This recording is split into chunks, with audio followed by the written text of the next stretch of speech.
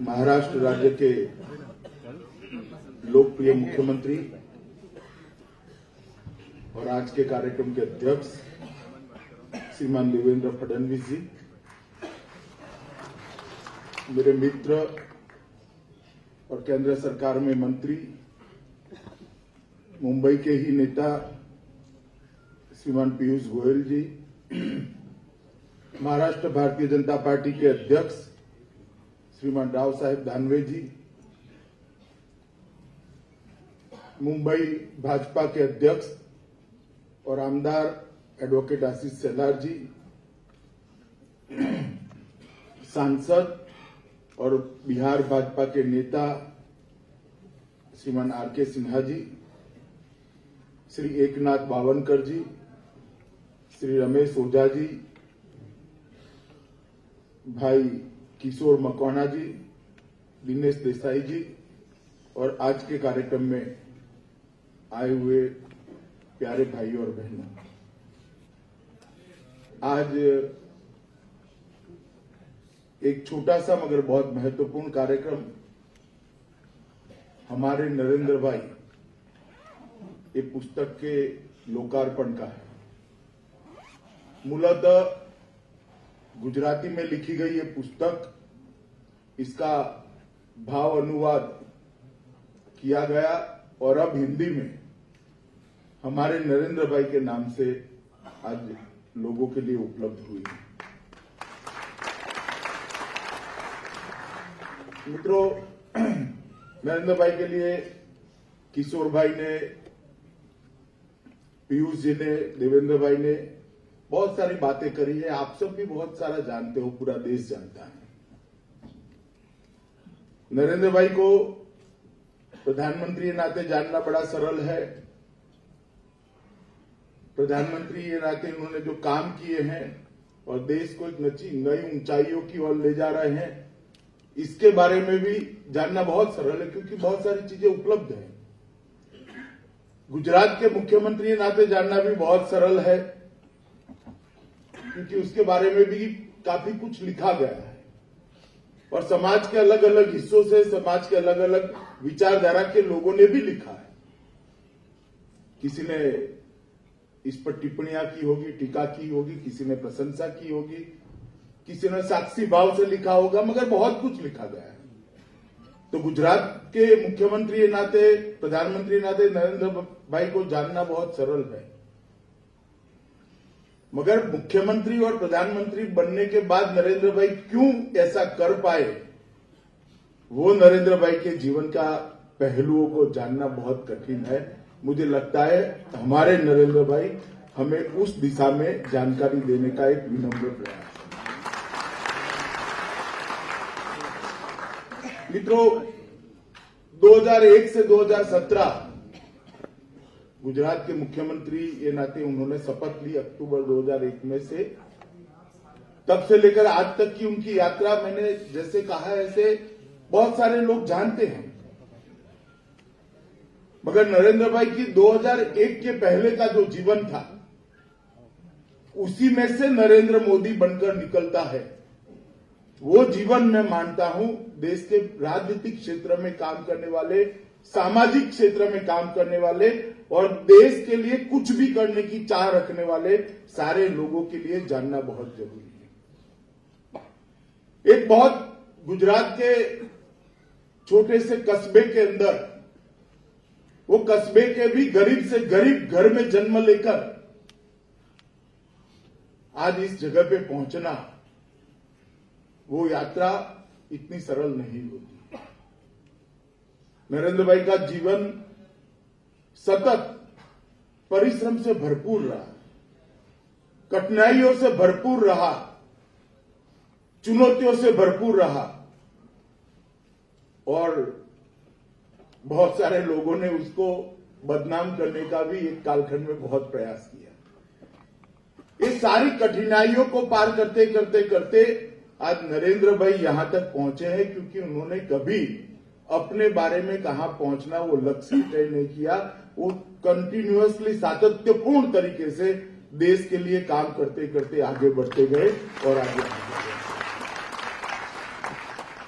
गए। मित्रों, एक व्यक्ति, एक बालक, जैसे मैंने कहा, चाय बेचने वाले का बेटा हो, बहुत गरीब परिवार में पड़ा बड़ा हो, एक गांव में जन्मा हो, वो व्यक्ति आज यहां तक पहुंचता है तो वो यात्रा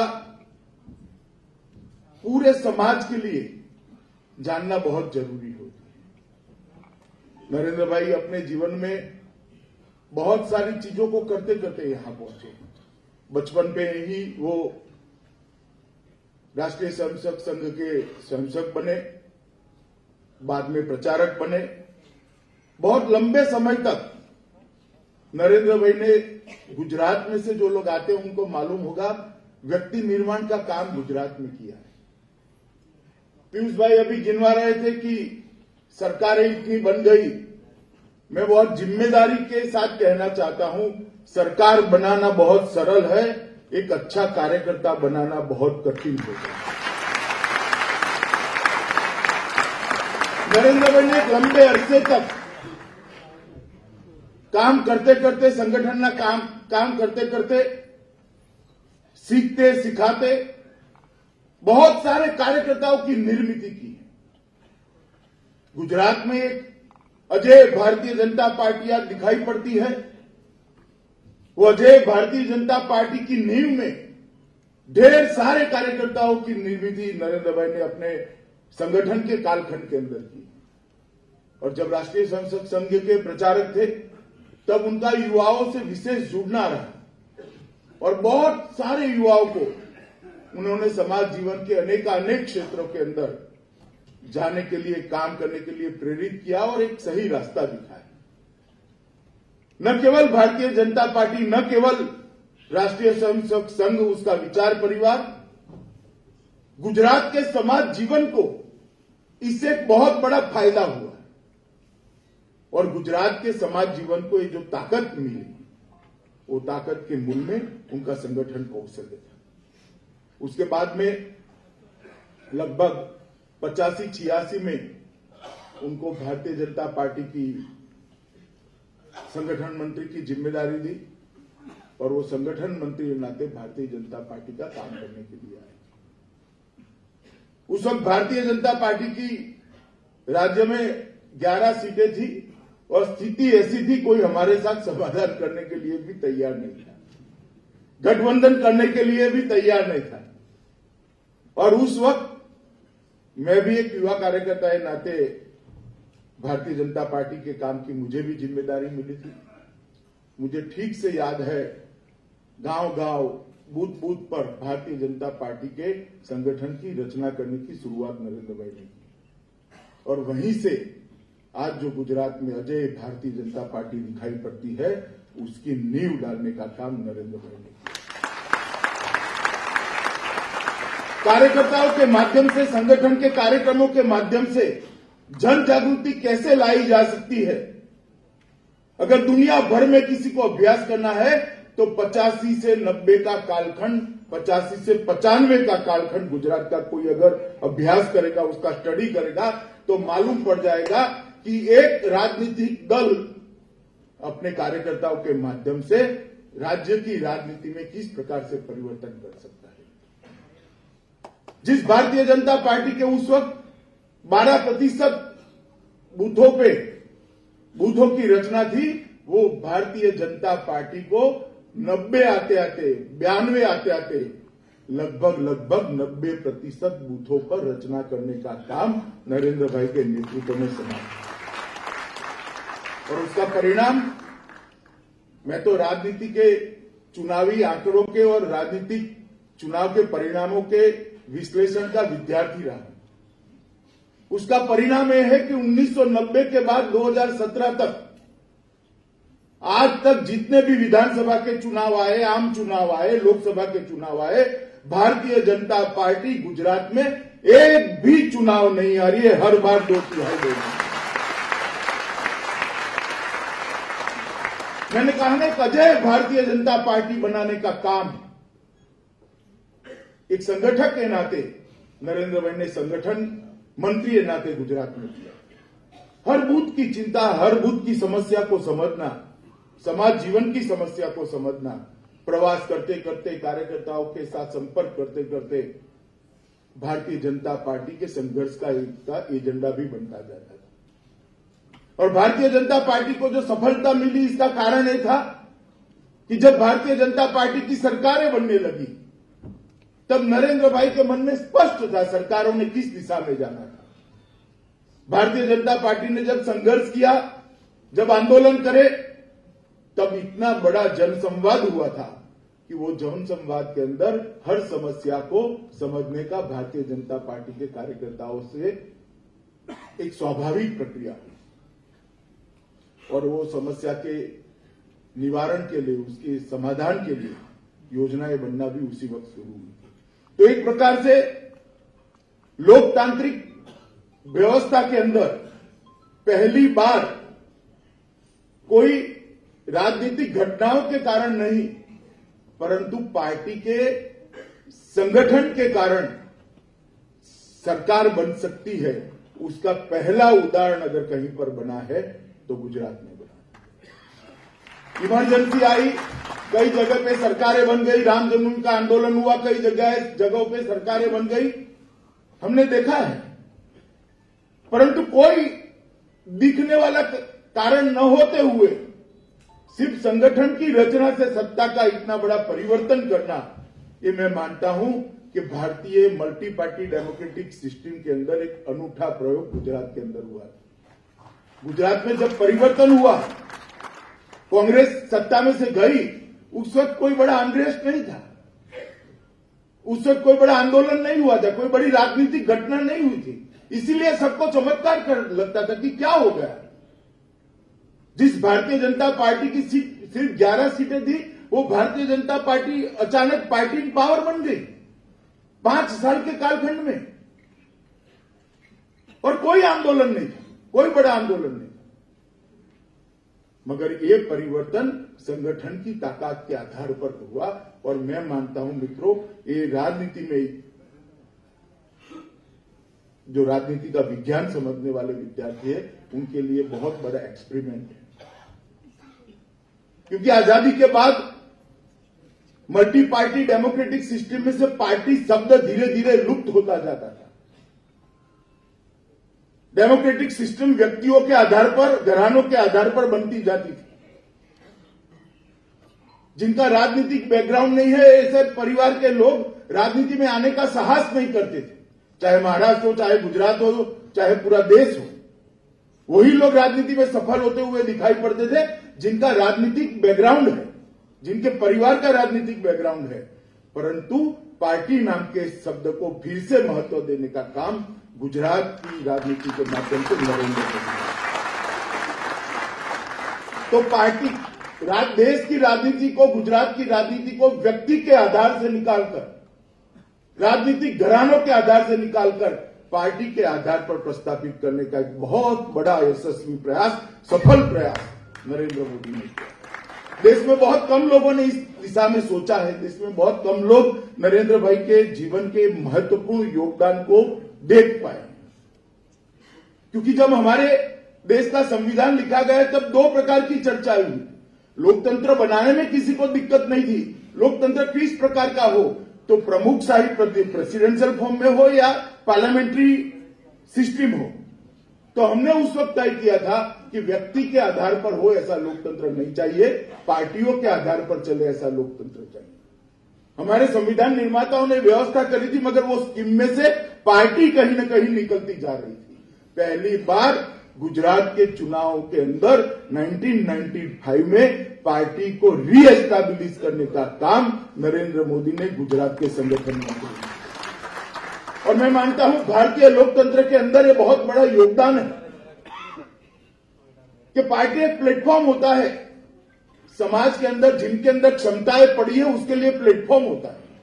उसका कोई बैकग्राउंड भले पॉलिटिकल ना हो, पार्टी एक छोटे से कार्यकर्ता को बड़ा बना सकती है, और छोटा सा कार्यकर्ता बड़ा बनकर पार्टी को साधन है ना तो उपयोग कर राज्य और देश के विकास में कंट्रीब्यूट कर सकता है, अगर उसमें संभावनाएं पड़ी, उसमें क्षमताएं पड़ी। और ये प्रयोग सफल करने का काम नरेंद्र मोदी ने किया है। और मित्रों, मैं उस घटना का, उस प्रयास का अहर्निश प्रयास, कठोर परिश्रम की पराकाष्ठा वाला प्रयास था। इसका मैं साक्षी रहा हूं और मैंने देखा है कि बिल्कुल थके बगैर अनेक निराशा उत्पन्न करे, अनेक निराशाजनक घटनाओं की व्यवस्था में मौजूदगी होने के बावजूद भी जरा भी निराश हुए बगैर अक्षुण्ण श्रद्धा के साथ, सातत्यपूर्ण प्रयास के साथ उन्होंने पार्टी को खड़ा करने का प्रयास किया। और इसी का कारण है मित्रों कि आज देश के अंदर फिर से जातिवाद की पॉलिटिक्स समाप्त होती हुई देख रहे हैं, परिवारवाद की पॉलिटिक्स को समाप्त होते हुए देख रहे हैं और इसके साथ साथ तुष्टीकरण की पॉलिटिक्स को भी समाप्त होते हुए। वोट बैंक की जो पॉलिटिक्स थी, जातिवाद, परिवारवाद और तुष्टीकरण की पॉलिटिक्स, उसकी जगह पॉलिटिक्स ऑफ परफॉर्मेंस को हम आज देश में मुख्य धारा में आते हुए। और नरेंद्र मोदी का इस देश के लोकतंत्र को मजबूत करने में मैं मानता हूं बहुत बड़ा योगदान है। गुजरात में नरेंद्र भाई की जब सरकार बनी, नरेंद्र भाई भारतीय जनता पार्टी की सरकार के मुख्यमंत्री बने। मैं बहुत बचपन से 12-13 साल का था, तब से देश के डेमोक्रेटिक इतिहास के अंदर जो घटनाएं होती है उसको ध्यान से बारीकी से देखता हूं। मित्रों, एकमात्र व्यक्ति ऐसा था जो मुख्यमंत्री बना, उसके पहले गांव प्रधान का चुनाव भी नहीं लड़ा था। नरेंद्र भाई जिस दिन मुख्यमंत्री बने उस दिन गांव के सरपंच का चुनाव भी नहीं लड़े थे, कॉलेज का भी चुनाव नहीं लड़े थे, ना कोऑपरेटिव का चुनाव लड़े थे, ना म्युनिसिपल काउंसिलर का चुनाव लड़े थे। और पार्टी ने इस व्यक्ति की योग्यता पर भरोसा कर उसको गुजरात राज्य का मुख्यमंत्री बनाया। और जब नरेंद्र भाई को मुख्यमंत्री बनाया उस वक्त देश का टोटल सिनेरियो अटल जी की सरकार जाने के बाद ऐसा हो गया था, देश के युवाओं में, देश में सोचने वाली पीढ़ी जो आयु की होगी, जो उम्र के जिस पड़ाव पर होगी, सबको लगता था कि हमारा डेमोक्रेटिक सिस्टम फेल कर गया। इतना अच्छा करने वाली सरकार कैसे हार गई? और मल्टी पार्टी डेमोक्रेटिक सिस्टम अब इस देश में कल्याण राज्य की व्यवस्था नहीं कर सकती। हमारी कॉन्स्टिट्यूशन की स्कीम फेल होने के कगार पर खड़ी थी और ऐसी घनघोर अंधेरी रात्रि के अंदर जैसे बिजली चमकती है और बिजली जब चमकती है तो रास्ता दिखाई पड़ता है, उसी तरह नरेंद्र मोदी सरकार ने गुजरात के अंदर काम करना शुरू किया। और नरेंद्र भाई ने गुजरात के अंदर काम किया। देश की मूलभूत समस्या को, सिर्फ गुजरात की नहीं, समस्याएं सारे देश में एक समान थी। सबसे बड़ी समस्या थी गांव टूटता जाता था, गांव के अंदर सुविधाएं पहुंचा नहीं पाते। बहुत सारी सरकारें द्वंद्व में थी, गांव का विकास हो या शहर का हो। बहुत सारी सरकारें द्वंद्व में जिया करती थी, इंडस्ट्रियल डेवलपमेंट हो या कृषि का डेवलपमेंट हो। बहुत सारी सरकारें द्विधा में रहा करती थी कि सरकार में रिफॉर्म्स आना चाहिए फाइनेंशियल क्षेत्र में या सरकार जन कल्याणों के लिए चलनी चाहिए। नरेंद्र भाई ने गुजरात सरकार चलाते चलाते तीनों द्वंद्व को समाप्त कर दिया, तीनों विरोधाभास को समाप्त कर दिया। एक ऐसी सरकार चलाई जिसने ग्रामीण विकास भी किया, शहरों का विकास भी किया, कृषि का विकास भी किया, उद्योगों का भी विकास किया, रिफॉर्म्स भी किया और साथ में गरीब से गरीब व्यक्ति के कल्याण के लिए भी काम किया। ये सारे विरोधाभास को खत्म कर दिया। और मित्रों, एक ऐसा मॉडल खड़ा हुआ, कोई सोच नहीं सकता था देश में कि गांव में 24 घंटा बिजली कोई दे सकता है। मुझे याद है, मैं विधानसभा का सदस्य था उस वक्त, मंत्री नहीं बना था। नरेंद्र भाई ने कुछ सोचे समझे बगैर मुख्यमंत्री बनने के बाद दूसरे सत्र में कह दिया विधानसभा के पटल पर कि मुझे मालूम नहीं है मैं कैसे करूंगा, मेरे पास कोई योजना नहीं है कि मैं कैसे करूंगा, मुझे मालूम नहीं है कि संसाधन कहां से आएंगे, मुझे मालूम है नहीं है कि मैं कर पाऊंगा या नहीं कर पाऊंगा, मगर मैं दृढ़ विश्वास के साथ गुजरात की जनता को आश्वस्त करना चाहता हूं कि 2 साल के बाद गुजरात के हर गांव में मैं 24 घंटा बिजली दूंगा। उस वक्त हमारे नेता प्रतिपक्ष अमर सिंह चौधरी हुआ करते थे, जो गुजरात के मुख्यमंत्री रह चुके थे। उन्होंने जब भोजन का अवकाश हुआ मुझे बुलाया कि अमित भाई नरेंद्र भाई को पर्सनली मिलना चाहता हूं। मैं आज एक बात पहली बार सार्वजनिक कर रहा हूं। मैं नरेंद्र भाई को कहा, नरेंद्र भाई ने समय दिया, घर पे मिले। उन्होंने कहा देखिए नरेंद्र भाई आप ऊर्जावान व्यक्ति हो, बहुत सारे लोग चाहते हैं कि आप सफल हो, उसमें मैं भी हूं कि आप सफल हो, ऐसा चाहता हूं। मगर अभी आपने जो स्टेटमेंट किया है उसका कुछ टाल मटोल कर दो भैया। मैं इंजीनियर हूं, इलेक्ट्रिकल इंजीनियर हूं, ये संभव नहीं है, मैं भी मुख्यमंत्री रहा।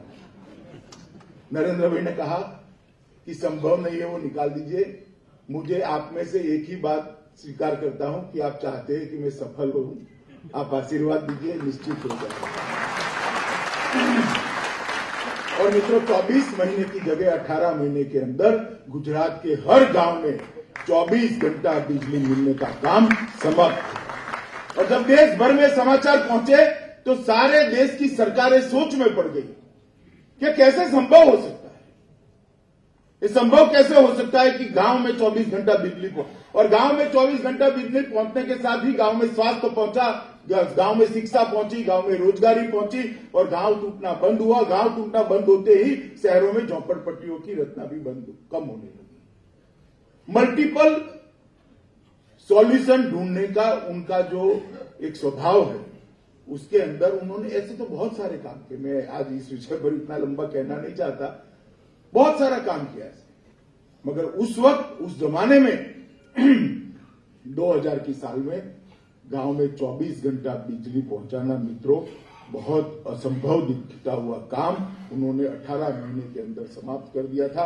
और आज भी मेरा आपको एक गारंटी है, गुजरात के नक्शे पर किसी भी गांव से कंप्यूटर में से सिलेक्ट कर चले जाइए और फोन उठाकर वो गांव में बात कर लीजिए, वहां पर 24 घंटा बिजली मिलती है। उन्होंने विकास को एक नई परिभाषा दी। पहले विकास सरकारें एक बजट के अंदर, एक पंचवर्षीय योजनाओं के अंदर विकास, एक सेगमेंट का विकास करने की प्लानिंग बनाई। पहली पंचवर्षीय योजना में कृषि को लिया, दूसरे में इरिगेशन को लिया, तीसरे में स्वास्थ्य को लिया। मतलब एक काम को हम सिलेक्ट करते थे। उन्होंने अनेक मोर्चे पर एक साथ विकास करने की एक नई रणनीति को शुरू किया और उसके अंदर उन्होंने गुजरात में सर्वस्पर्शीय, सर्वसमावेशक विकास का एक मॉडल किया। ऐसा विकास जिसके अंदर सबका समावेश हो, ऐसा विकास जो सबको स्पर्श करता हो। सर्वस्पर्शीय, सर्वसमावेशक विकास का एक मॉडल गुजरात के अंदर बनाया। गुजरात के अंदर रण भी है, पहाड़ियां भी है, जंगल भी है, दरिया किनारा भी है। ये चारों चीजें विकास से महरूम थी। विकास वहां तक छू नहीं पाया। पहाड़ की चोटियों पर भी नहीं पहुंचा था, जंगल में भी नहीं पहुंचा था, रण में भी नहीं पहुंचा था, दरिया किनारे पर भी नहीं पहुंचा था। उन्होंने वन बंधु कल्याण योजना और सागर खेड़ू कल्याण योजना, 2 योजनाओं को लाकर वो पूरे क्षेत्र में व्यक्ति का विकास, गांव का विकास और क्षेत्र का विकास, ऐसा 3 सूत्री विकास का एक नया योजना बनाकर आज विकास को हर गांव में पहुंचाने का एक सफल प्रयास नरेंद्र भाई ने। इन्वेस्टमेंट के लिए इतने बड़े सभागार के अंदर पहले इन्वेस्टमेंट की मीटिंगें हुआ करती थी।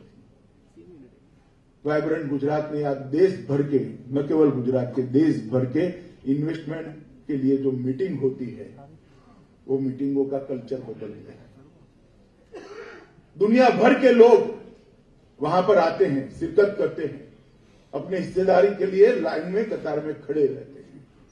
इस प्रकार का एक नया मॉडल बनाने की शुरुआत नरेंद्र भाई ने की।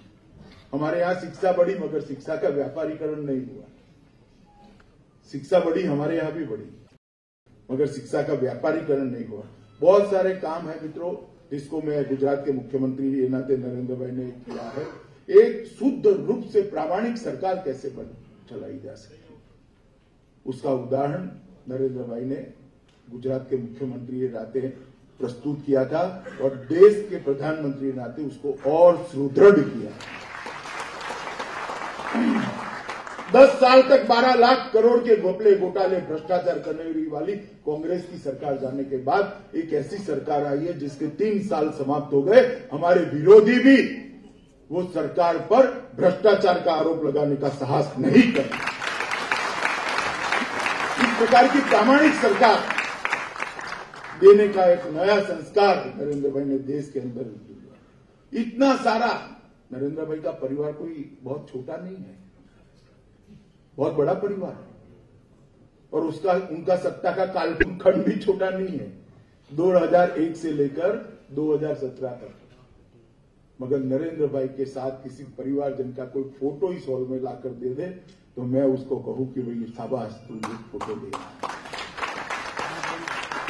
मैं साथ में 11 साल तक सचिवालय में मंत्री रहा, पर दूर का भी रिश्तेदार सचिवालय में आने की हिम्मत नहीं रखता था। इतना खौफ नरेंद्र मोदी का अपने व्यक्तिगत जीवन में इतनी कठोरता से जीने वाले बहुत कम नेता होते हैं जो व्यक्तिगत जीवन में इतनी कठोरता और इतनी डिसिप्लिन को स्वयं अपने आप पर डालते हैं। एक ऐसी स्थिति भी आती है जीवन में जब आपको कोई क्वेश्चन नहीं करता, शायद आप गलत भी कर दो, कोई पूछ नहीं सकता है। भी मैंने नरेंद्र भाई के जीवन में देखी है, मगर स्वयं अपने आप को प्रश्न पूछते रहना और स्वयं की बनाए हुए शिस्त के बंधनों को स्वयं पालन करके करोड़ों कार्यकर्ताओं को मैसेज देना, मैं मानता हूं सार्वजनिक जीवन में बहुत बड़ी बात है। मित्रों, नरेंद्र भाई ने अभी पीयूष भाई सरकार की बहुत सारी उपलब्धियों को गिना रहे थे। पीयूष भाई के पास समय कम था, 3 साल में जो हुआ है वो इतने कम समय में बताया नहीं जा सकता। मगर मैं इतना ही बताना चाहता हूं कि नरेंद्र भाई ने देश की सोच का स्केल बदलने का काम किया है।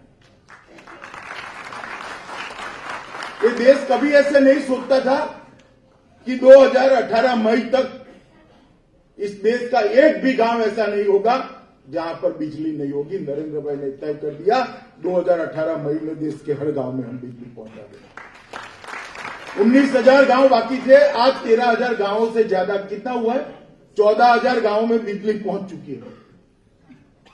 नरेंद्र भाई ने कह दिया 2022 में हर व्यक्ति को रहने का घर मिलेगा, हर व्यक्ति के घर में शौचालय होगा। अब मुंबई में आप लोग बैठे हो, आपको लगता होगा शौचालय में अमित भाई क्या गिना रहे हो, शौचालय कोई डेवलपमेंट का पैरामीटर हो सकता है क्या? मित्रों, एक गांव में 16 साल की गरीब बच्ची जब खुले में शौच क्रिया करने के लिए जाती है और हजारों लोगों की निगाहें उसको देखती है, उसका आत्मविश्वास चूर चूर हो जाता है। शर्म से, आत्मग्लानि से उसका हृदय भर जाता है। जो बच्ची को अभी स्वप्न देखने हैं, देश के विकास में अपना कंट्रीब्यूशन देना है, अपना योगदान देना है, वो विकास के अंदर योगदान देने के लायक ही नहीं बनती, क्योंकि उसका आत्मविश्वास खत्म हो जाता है। ये हम नहीं समझ सकते वो पीड़ा वही समझ सकता है जो गांव में गरीबी को देख कर आया है। 70 साल की आजादी के बाद इस देश में 12 करोड़ परिवार ऐसे थे कि जिसमें शौचालय नहीं थे। 60 करोड़ लोग ऐसे थे जिसके परिवार में एक भी बैंक अकाउंट नहीं थे, और 9 करोड़ लोग ऐसे थे जिसके घर में गैस का बोतल नहीं था। किसी ने इसके बारे में नहीं सोचा।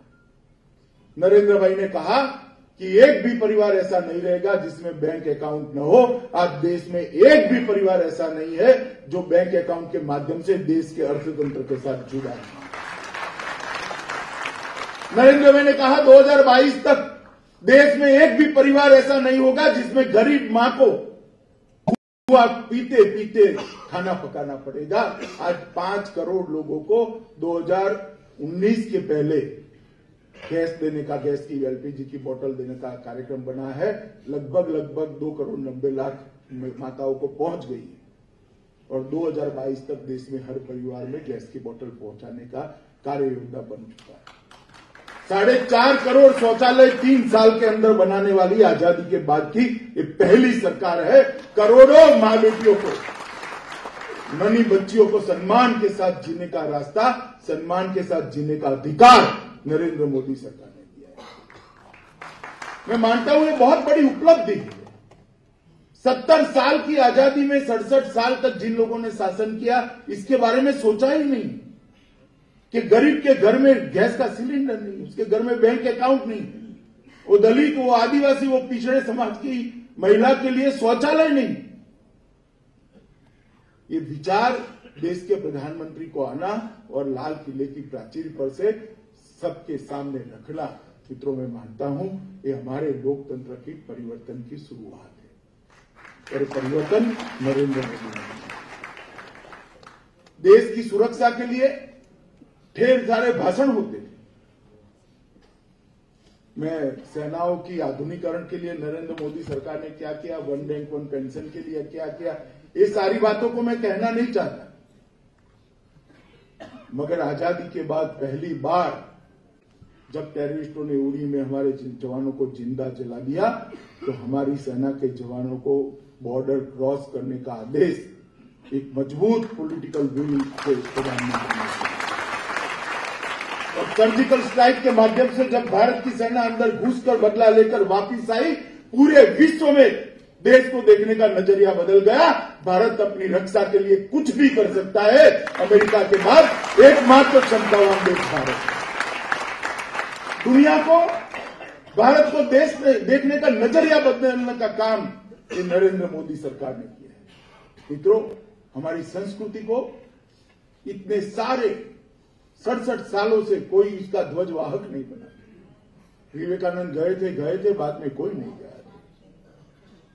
यूएन में पहली बार जब नरेंद्र मोदी को बोलने का मौका मिला देश के प्रधानमंत्री नाते, उन्होंने कहा था कि हमारे पुरखों ने, हमारे ऋषियों ने, मुनियों ने, तपस्वियों ने एक ऐसी पद्धति का सती है जो पूरी दुनिया को सीखनी चाहिए, जाननी चाहिए। उन्होंने कहा हम उसके लिए इंटेलेक्चुअल प्रॉपर्टी राइट्स नहीं मांगेंगे, पेटेंट नहीं मांगेंगे, भारत देने में विश्वास करता है। और पूरी दुनिया ने 177 देशों ने इसको स्वीकार किया और 21 जून को 3 साल से पूरा दुनिया आज योग सीखकर अपने जीवन को, अपने आत्मा को ऊंचाइयों की ओर ले जा रहा है। तो नरेंद्र भाई ने देश को, देश की पहचान को गौरवान्वित करने का काम किया है मित्रों।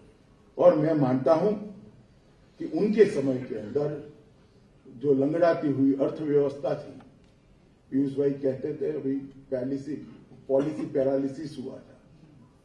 मित्रों, ये सरकार इतनी अजीब, मैं कई बार बोल चुका हूं, इतनी अजीब तरीके से चलती थी।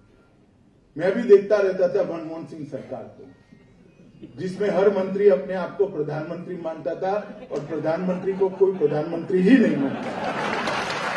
मालूम ही नहीं पड़ता था सरकार कहां से चलती। नरेंद्र मोदी ने प्रधानमंत्री गरिमा को पुनः प्रस्तावित करने का काम किया है और आज दुनिया में देश को गौरव देने का फैसले लेने वाली सरकार, एक पारदर्शी सरकार, एक निर्णायक सरकार, एक द्रुत गति से, स्पीड से चलने वाली सरकार, आत्मविश्वास से लवरेज सरकार देने का काम नरेंद्र मोदी ने किया है।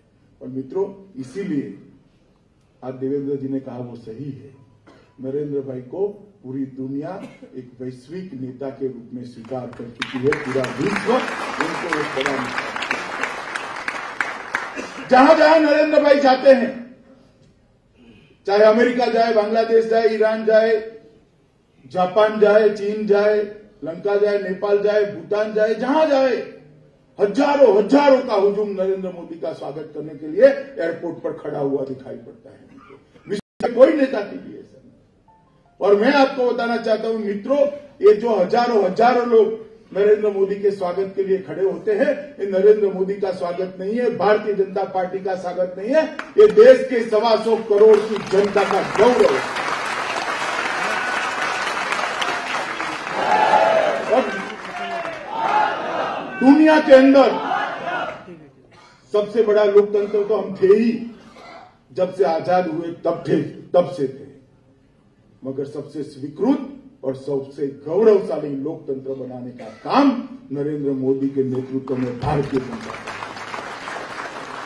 पार्टी। तो नरेंद्र मोदी जी का व्यक्तित्व, मैं मानता हूं राजनीति के अंदर, सार्वजनिक जीवन के अंदर, समाज सेवा के क्षेत्र करने वाले सभी लोगों के लिए एक अभ्यासक्रम के नाते अगर स्वीकार कर ले तो अपना रास्ता खुद ही प्रशस्त कर लेंगे। इतना कठोर जीवन, इतना सेल्फ डिसिप्लिन वाला जीवन और इतना तलवार की धार पर चलने वाला जीवन मैंने मेरे जीवन में नहीं देखा। बहुत सारे जीवन पर चरित्र मैंने पढ़े, नरेंद्र भाई के जीवन को मैंने नजदीक से देखा है। सेल्फ डिसिप्लिन बहुत बड़ी चीज होती है मित्रों। जब आपको कोई न पूछ सके ऐसी स्थिति में आए तब आप अपने आप को सवाल पूछो कि ये बात ठीक है या नहीं है। मैं मानता हूं ये बहुत बड़ी बात है और नरेंद्र भाई ने अपने जीवन में करके दिखाया। आज रमेश ओझा जी और किशोर मकवाना जी ने जो पुस्तक लिखी आपका नरेंद्र भाई, उसका एक हिंदी भाव अनुवाद, मैं अनुवाद नहीं कहता, मैंने थोड़ा बहुत तो पढ़ा है, ये अनुवाद से ज्यादा भाव अनुवाद है।